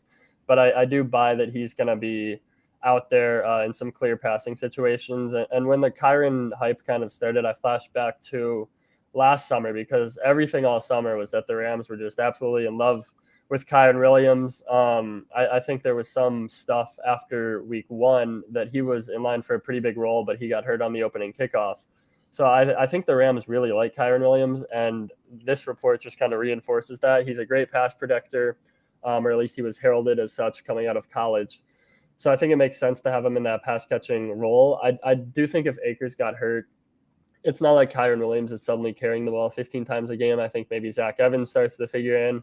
I think they could even go out and sign someone, and then the team doesn't project to be all that great. So I don't know how much upside there truly is, but I buy the report that he's kind of going to be the pass catching guy there, and there's some value in that, and it's in my opinion worth a roster spot. The running back position has been well covered over the last hour on the show. Let's shift to the wide receiver position here, specifically Gabe Davis in Buffalo. I know there's a lot of people that are of the belief that the fact that Buffalo traded up to get Dalton Kincaid in the draft, and the fact that they're going to use him more as a wide receiver than a tight end, has a lot of people excited about Kincaid, but not very excited about Gabe Davis, a guy who has flashed some talent and tantalized us. I mean, obviously we think about that Bills-Chiefs divisional playoff game a couple of years ago. He's been great in small doses, but can he be big in a big dose, a season-long dose? That's the question right now. Gabe Davis right now in the Fantasy Pros Championship is going off as a wide receiver 3, wide receiver 36 at the 7-12 right now. Jack Miller from Establish the Run, where do you stand this year on Gabe Davis? Yeah, I'm fine with Davis at his ADP. I don't have, a ridiculous amount, but he's going to be out there pretty much every snap. He has enormous spike week upside, which I think is one of the biggest selling points in his favor is any week he could go out there and have 2 or 3 touchdowns and just win you the week single-handedly. Kincaid is going to take some targets, but at least at the wide receiver position and the starting outside wide receiver position, Kincaid's not really a threat to him out there. So Gabe Davis is going to be out there a ton. Diggs, Kincaid, James Cook, all these guys are going to demand targets, but I think you can pretty easily project a mid to high teens target share for Gabe Davis. And with Josh Allen throwing him the ball and with his ability to make splash plays, I think he's a solid pick at ADP. Yeah, and this is a player that I think we have to understand that he is not the player that we thought he was going to be when he went 8 for 200 with 4 touchdowns in that divisional playoff. I think that's ingrained in our minds, and I know it affected his ADP last year. I think it's affecting his ADP this year as well. When you can wrap your head around, like, look, this guy doesn't have to be the next big thing in Buffalo, the guy who's going to take over as the heir apparent to Stephon Diggs. He can still have value. Then I think his ADP makes a lot more sense as we look at drafting a player like that there, a player who can still make plays, maybe on an every week basis, but a week-to-week basis, which is what you're looking for at that point in the draft for sure. I promised everybody that we were going to get to Jahan Dotson. We're going to get to him right now. 3 catches for 72 yards in his final game with the Commanders last year against the Cowboys, and has been drawing a lot more buzz than that over the course of this season. The Terry McLaurin injury obviously contributing to that as well. Sky's up for Jahan Dotson. Every year we have when I do my high stakes fantasy football hour show live from the KFFSC, Jack, we have the hype player. We name the hype player of who the hype player is going to be, the player that is going to ascend, 2-3 rounds on that final weekend of drafting before week 1 kicks off. And my co-host, Stacey Perez from the Fantasy and Frames podcast, and I decided that it was going to be Jahan Dotson this year as our hype guy, as the guy that gets hyped up, and he is not disappointed. He is on the cusp of passing his teammate Terry McLaurin for being the number 1 Commanders wide receiver drafted. McLaurin at wide receiver 31, wide receiver 32 for Dotson right now. Dotson going at the 6'10". Is he worth the hype? Are you buying in and drinking the Jahan Dotson Kool-Aid right now, Jack Miller? Yeah, I'm still good with Dotson at 6'10". I think a lot of people kind of overlook what he did last year. He had a kind of a slow start from a volume perspective. He was scoring touchdowns the whole year, which was, just kind of fluky. But from a volume perspective, he started pretty slowly. Then he missed some time. I think 4 or 5 weeks he missed. And then he came back in the first 3 weeks he was back. They eased him in. His snap share was not where it was either at the start or the end of the season when he was a full-time player. So they kind of took it slowly with him coming back from the injury. But then the last 5 games of the season, he had 5 straight games with at least a 20% target share. And I think like a 21% or maybe 23% cumulative target share over that stretch. So he was earning targets at a pretty high rate, even though, there was Terry McLaurin and Curtis Samuel to compete for targets with. He's a first-round pick. It just seems kind of logical that he could build on that and really take a step forward this year. The thing is that it's like Sam Howell and the Commanders' passing offense, which is not the best place to be on if you're trying to put together a truly massive season. But in terms of Jahan Dotson as an individual player, I'm pretty high on him. And so at 6'10", I think I'm just kind of betting on the talent there. Bet on the talent is usually a safe option, and I think that's smart to do it right there for sure. Adam Thielen, we alluded to him earlier in the broadcast tonight. This is a guy that I have not drafted anywhere. I tend to draft wide receivers in the mid-rounds more for talent, hoping to get the opportunity. Adam Thielen certainly has shown chops as a possession receiver over the course of his career, but I think one of the worst seasons of his career was the 2022 year. Now he moves on. Brand new offense, OC, head coach, quarterback. There's a lot of stuff working against him here. What do you believe is the right spot to take Adam Thielen? Right now, FFPC players are declaring him as wide receiver 57 at the 1208, ahead of guys like Jameson Williams, Rashee Rice, and Zay Jones. But he's going behind guys like Jacoby Myers, Marvin Mims, and Alan Lazard. 1208 right now for Thielen. Does that seem too early, too late? Or as Goldilocks would say, Jack Miller, just right? I think it's a little bit too high. Thielen's yards per route run has dropped in 5 straight seasons. He's, I think, 33 years old now. So I think he's basically on the twilight of his career. So, and that's typically not like an archetype I'm looking to draft. I think there's definitely a scenario in which he starts the year pretty hot. Chark is dealing with a hamstring injury. Mingo is a rookie who wasn't like a massive college producer. So I think Thielen is probably the favorite to lead them in targets week 1. And so I think there's maybe a universe where Thielen's a pretty good sell high after a week or two, because I'm not really trying to bet on him like sustaining a high level of production for an entire season. But as of now, it looks like might be Bryce Young's guy out of the gate. I mean, he's a safe slot receiver where, and his competition for targets are a rookie and a guy who's more of a deep threat and dealing with a hamstring injury. So yeah, I'm not looking to draft him a ton, but if you do draft him and he starts out hot, he might be a guy that you could get some pretty good value on in a trade or something like that if you're in a home league or something. If you draft, like let's use that as an example. If you draft him like late, 12th, 13th round or whatever, let's say he doesn't hit, do you still feel like you have to keep him around and try to trade him rather than just outright release him? Or would you not have any qualms about this guy and Adam Thielen if he doesn't hit in the first 3 weeks to just send him to the waiver wire and let him be somebody else's problem and get nothing for it? Yeah, that's a good question, because he does seem like a guy who could have like 4 catches for 42 yards every week. And, every 4 weeks he has a touchdown. And so he's putting up points still, but it doesn't really help you. And so that's a tough spot to be in. I think if he establishes that he's not going to put up a massive target share, which is probably his path to paying off ADP, and it's possible. I mean, he needs like a big target share as the slot guy, just kind of Bryce Young's trusted underneath option. I think that's the thing.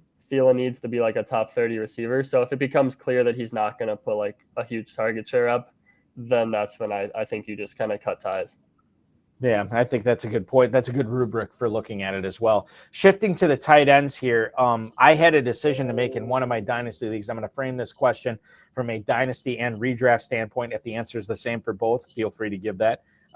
I had to cut down in one of the dynasty leagues I took over this year. My three tight ends were Hayden Hurst, Mike Gesicki, and Luke Musgrave. Okay, so I had to cut one of these guys. I just could not keep all 3 of them based on how my team was set up at running back and receiver. Which one of those guys would you have cut for dynasty? Obviously not Luke Musgrave, but between Hurst and Gesicki, who has the better value going forward? Yeah, I don't play a whole lot of Dynasty. I mostly stick to season long, so I'm probably not the best guy to ask. For this year, I prefer Hurst. But Gesicki seems like I don't think Gesicki is going to be all that great this year, but he does seem like a guy who maybe he has the athleticism. Maybe someone turns him into like a top 15 tight end eventually. Where I don't really think Hurst has that upside, and Hurst is also kind of getting up there in age a little bit. To be honest, I don't really know how to balance that from a dynasty perspective, but in season long, I prefer Hurst. Okay, so that's the decision I made. I kept Musgrave and Hurst. I let Gesicki go. I mean, he's obviously hurt right now. He's got to contend with Hunter Henry there. But with when you talk about Hayden Hurst, obviously we're not going to use the term upside. But when you have a rookie quarterback there, and Thielen and these other Mingo's obviously there's a lot of new faces on that passing game.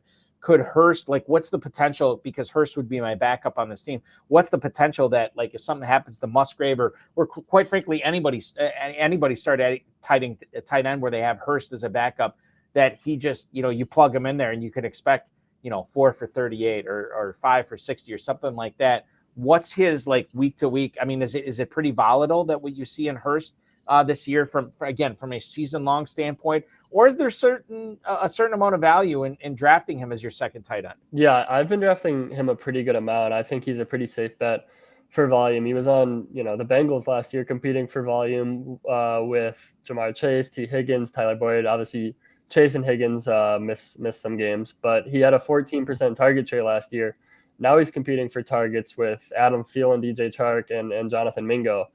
So if he can put up a 14% target share on the Bengals, I think there's a pretty interesting ceiling target share for him here in Carolina. The first 2 weeks of the preseason were really encouraging for that. He ran a route on every one of Bryce Young's dropbacks. The third week, he kind of had weirdly low usage, so I don't really know what to make of what happened in that third preseason game. But I'm not really panicking about it, and maybe I'm just sticking to my priors too much. But yeah, I think Hurst could be in line for a pretty high target share. I think definitely he could be that guy who gets 4 or 5 catches a week for 45 yards, and sometimes he finds the end zone, and that is sometimes valuable if you're ever in a pinch. I want to ask you about the third tight end in that scenario, Luke Musgrave, that we just talked about. Let's answer this from a redraft standpoint. This is a player who has leapfrogged Michael Mayer and to a certain extent Darnell Washington in the Fantasy Pros Championship, the FFPC main event. He's obviously ahead of Luke Schoenmaker as well. I don't think he's in any kind of threat of overtaking Sam Laporta this late in the game, where he's basically being drafted 2.5 rounds behind Laporta. But you look at Musgrave as an end of the 12th, maybe mid to late end of the 12th round pick here for redraft. I'm biased. I'm in Northeast Wisconsin, but I see Jordan Love throwing to him a lot. I hear the coaches and Love talking very positively about Musgrave this year. I see it with my own eyes, the speed at that tight end position that has not been in Green Bay probably since Jermichael Finley was there a decade plus ago. I'm starting to like Luke Musgrave at that mid to late 12th round pick. And quite frankly, in an FFPC tight end premium league, I think he's a borderline slam dunk there if you need a tight end. Yeah, I think Musgrave is fine.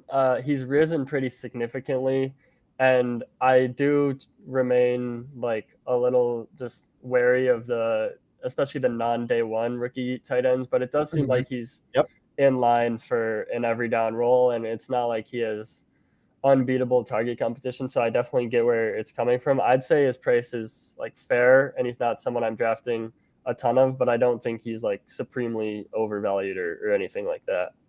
So you're right in the middle. If he's there, he's there. If he's not, you're okay with, but you're not reaching for him either. Exactly. Okay, perfect. I'm glad we got on board with the Luke Musgrave discussion here. By the way, join all our live talk shows here on the Better Sports Network on the YouTube channel for BSN. You can actually call in or live chat with our hosts and community, which a lot of people you have been doing tonight, which we appreciate. And you can always see all of our shows and clips from our best moments and interviews on YouTube, Twitter, and at bettersports.com. Those are the 3 avenues for you there. We have one more segment here, and I always like to save the best for last. Jack Miller is in and established the run. What do you call it? The ETN Stat Nerds or whatever it's called, the name of the team? Yeah, Leone named the team, and we're the ETR Nerds.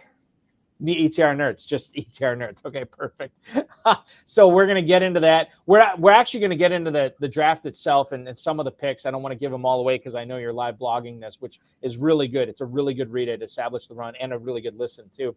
But we're going to talk about strategy when you're drafting for $1 million grand prize, how strategy changes based on beating 1,000 teams as opposed to just 11 other teams. We're going to get into some of the picks that Jack Miller and his teammates have made tonight, including Samaje Perine, Christian Kirk, and others. It's all coming up here in the High Stakes Fantasy Football Show, exclusively on the Better Sports Network. Don't go anywhere. It rolls on after this. I feel like this is a quietly contentious point in Dynasty Fantasy Football, what it means to actually be rebuilding. Some people say you should never truly be rebuilding. How do you view the rebuilding versus competing dichotomy in Dynasty? So I will be the first person to acknowledge that my preferred format of fantasy football is just redraft.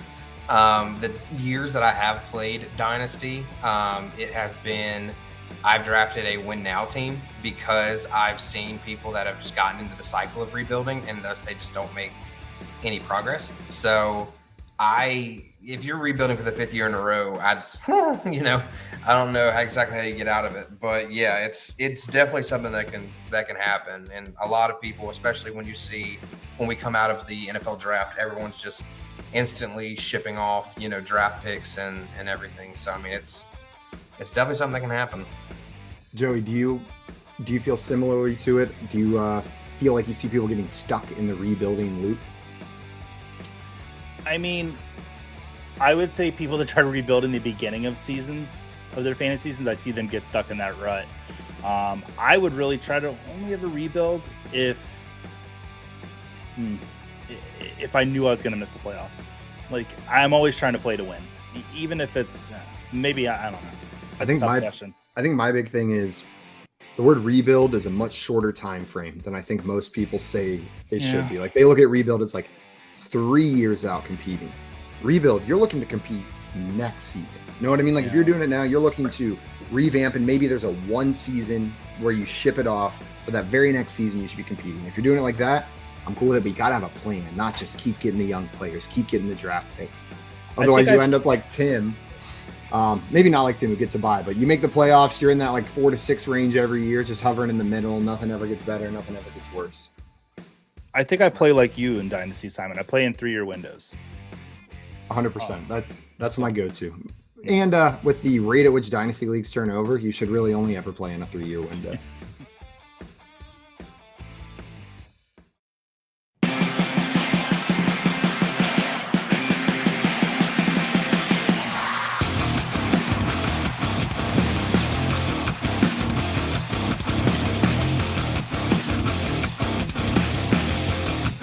19 minutes until the top of the hour here on the Better Sports Network. It is the High Stakes Fantasy Football Show. I'm Eric Balkman from the FFPC, the High Stakes Fantasy Football, or the RotoViz High Stakes Lowdown, and of course joined by Jack Miller from Establish the Run. Follow him on Twitter/X. God, I'm going to take a drink every time I say Twitter instead of X.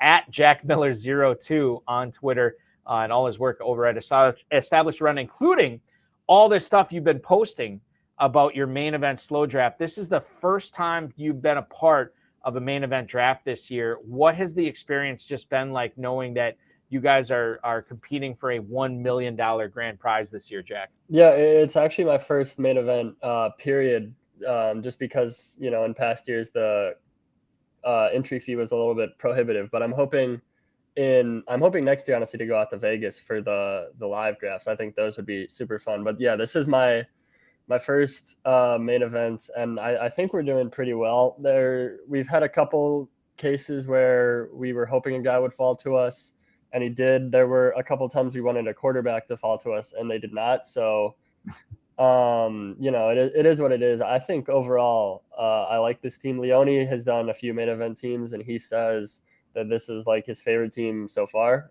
So I think that's a good sign, and hopefully we win the $1 million. How deep are you guys into this? Is this like 11, 12? What round? We are midway through the 12th. 12th, okay. And what spot were you guys picking from? 7th.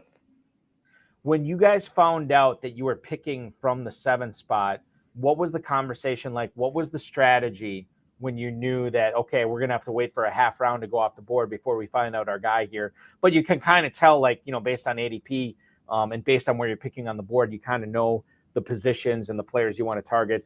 Can you take us into your mind and everybody's mind here on what you wanted to accomplish from the 7 spot? Yeah, definitely. We felt pretty good about 7 because we thought that there were like 7 guys and we were just going to take who fell. And that would be Jamar, Travis Kelce, Justin Jefferson, Kupp, McCaffrey, Tyreek, and Eckler. I was hoping we didn't get Kupp because I'm a little bit scared of like the systemic stuff with the Rams, and I guess, and we didn't end up getting Kupp, and I guess that's lucky given the news today about his hamstring. But we ended up taking Eckler just because he was the last guy there from that tier, and so it wasn't really like a huge decision or debate. It was just kind of, we had 7, we thought there were 7 guys, and we drafted the one that was left.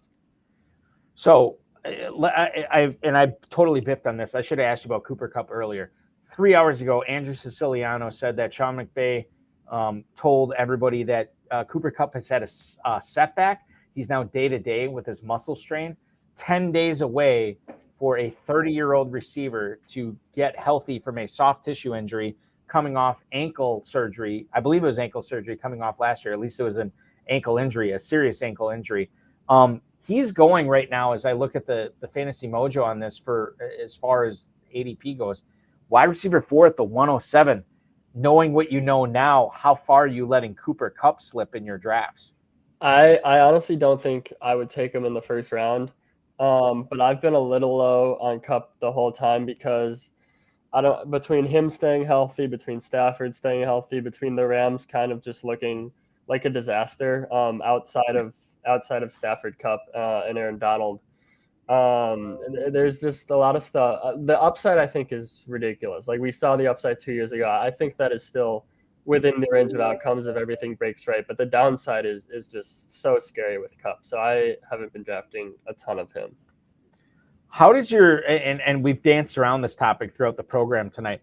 How does your strategy change when you're trying to win $1 million in a national tournament, in a managed league too, by the way, not best ball, as opposed to trying to win $1 million drafting the best ball team, trying to beat 11 other team owners in a local league, a fantasy, like a family friends, office league or whatever? How does your strategy change when this is a managed league where you're gunning for $1 million, trying to beat thousands of other teams? Yeah, I think you really have to focus on late season upside and getting guys that can break at the right time and turn into league winners, because it happens every year. There's a couple of guys that break out over the second half of the season, and so you really need to hit on those. I think correlation within your own team is a good idea too. Maybe not as important as it is in some of the big best ball contests where it just like comes down to like week 17 and that's all that matters. But I still think that if you can get correlation, that's a good idea. But really it just does come down to hitting on the guys that can break out at the right time. And, it's hard to engineer this in advance, but you want to obviously hit on the guys that break out at the right time that the other people don't have. EstablishTheRun.com is where to go to check out the FFPC main event live slow draft blog written by Jack Miller, Mike Leone, Mark Dankebring. All those guys are drafting this FFPC main event right now, and you can follow along with all the picks there. But I do want to center on a couple of picks here tonight. Christian Kirk, first of all, at the 606. We didn't really talk a whole lot about Calvin Ridley. I am not on Team Ridley this year. I think the fact that he has been away from the game so long and the fact that he is now being almost a borderline second-round pick, to me, the price is too high on that, which means if I don't like Calvin Ridley, I probably should like Christian Kirk. Not targeting Kirk, but I'm definitely taking him when the value represents itself, or, just not even value, just taking him where he's normally going. You guys took him at 606. I don't think that's very far off from where his value is. As far as his ADP, that's pretty spot on. Where do you guys fall in on the Ridley versus Kirk discussion this year? I'm kind of in on both, mostly just because I think the Jags offense could take a big step forward this year. Trevor Lawrence was like a top 5 or 10 quarterback by like advanced metrics and PFF over the second half of the season. He's been heralded as generational since he was in high school, really. And we've seen kind of a slow and steady increase from him through his first 2 years in the league. So it seems like he's the type of guy where maybe he takes that like final step into like a Joe Burrow-esque ascension. That's, maybe not a likely outcome, but I think it's a possible outcome. And if that happens, then I think Ridley and Kirk both have enormous ceilings. And Kirk probably isn't going to be the wide receiver one for him like he was last year with Ridley in town, but he's still in line for a pretty significant target share. I mean, they trot out the same 4 guys in Ridley, Kirk, Zay Jones, and Ingram on basically every play. Running backs did not have a huge target share for the Jags last year. So yeah, I think Kirk can still have a pretty good target share, even if Ridley is the primary guy. And then if Ridley gets hurt or something, then Kirk could, really have a massive season. Yeah, and I think that's what you got to look at, especially from, these big offenses like this that have all these playmakers. This is a game that has 100% injury return. Like, everybody's going to get hurt at some point, and if you can cash in on those weeks at the right time, could make all the difference in the world. Do you have any, like, when we talk about trying to beat out thousands of other teams here, do you have a player or players that are picks to win when you consider what you just talked about, the whole late season spike week potential to capture lightning in a bottle for these players to go off in the championship round, any of the 3 weeks in the championship round? Are there any pick to win players that maybe you've already drafted or that you're looking to draft? I don't want you to give anything away, but if you want to, we'd be more than willing to hear it.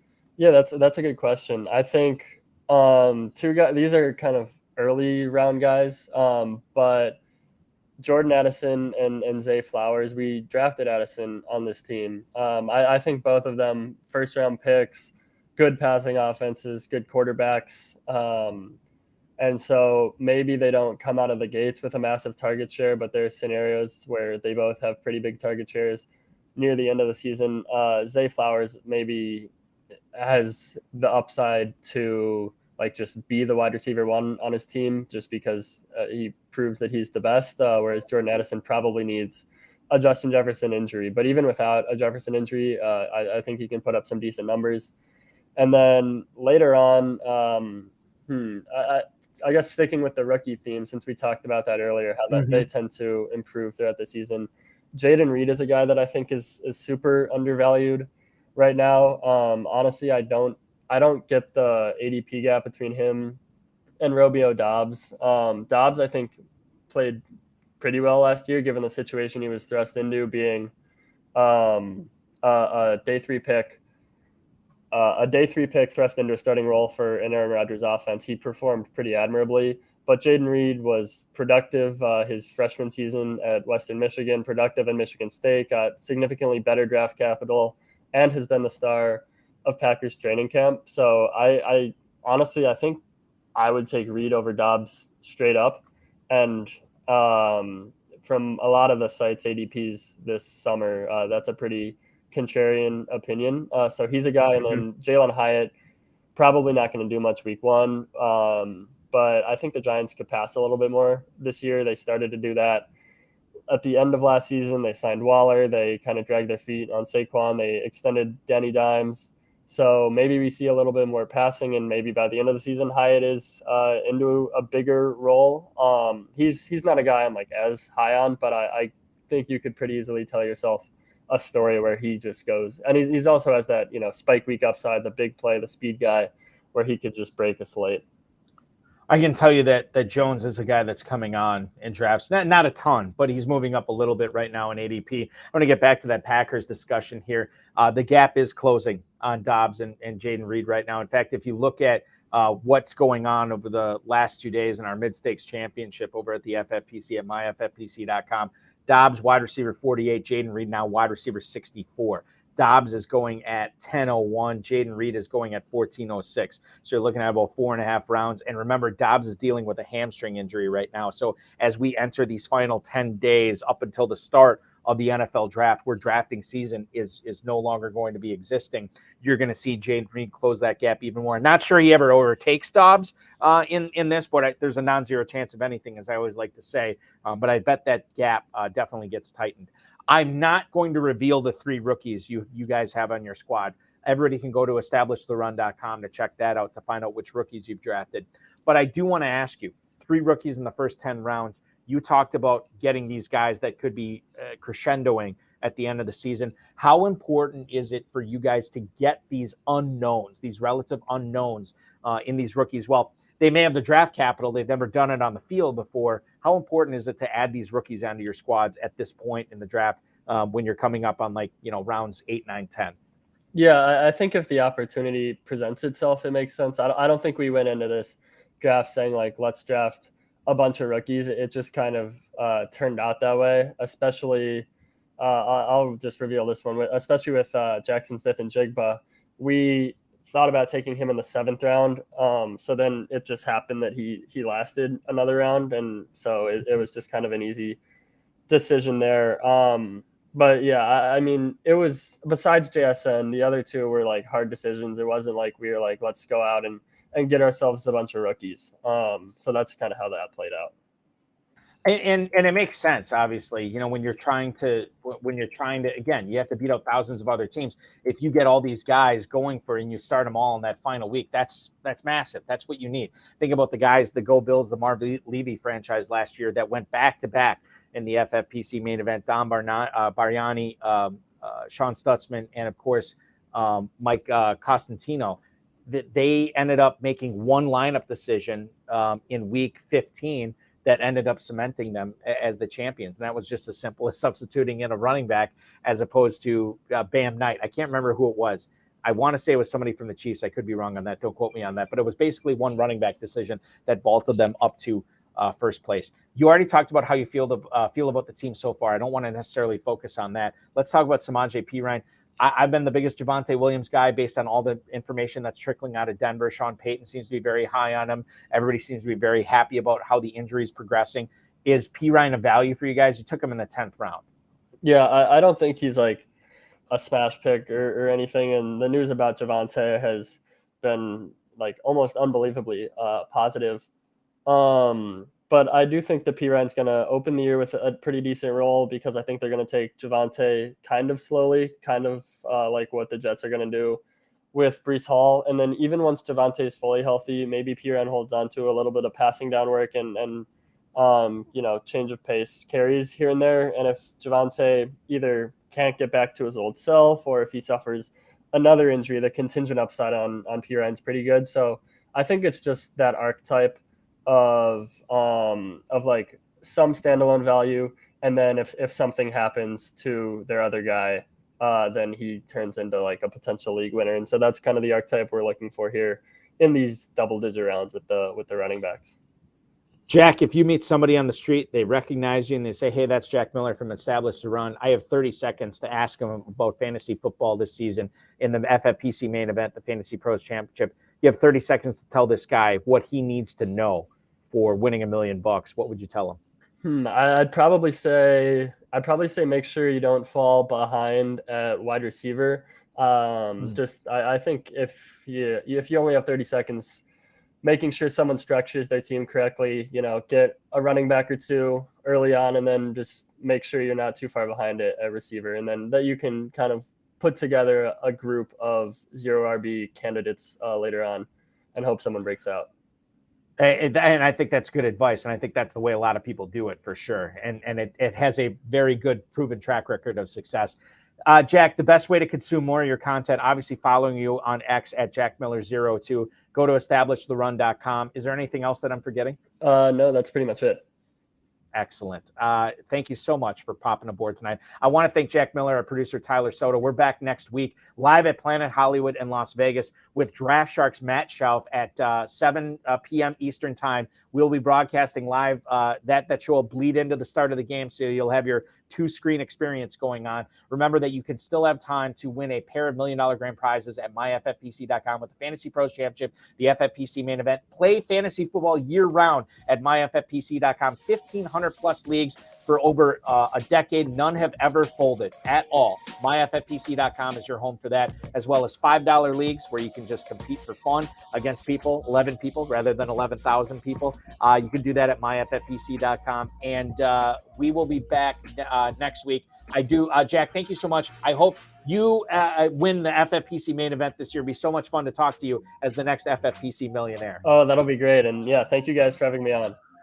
Absolutely. Jack Miller from Established Run. Check him out. Jack Miller02 on Twitter.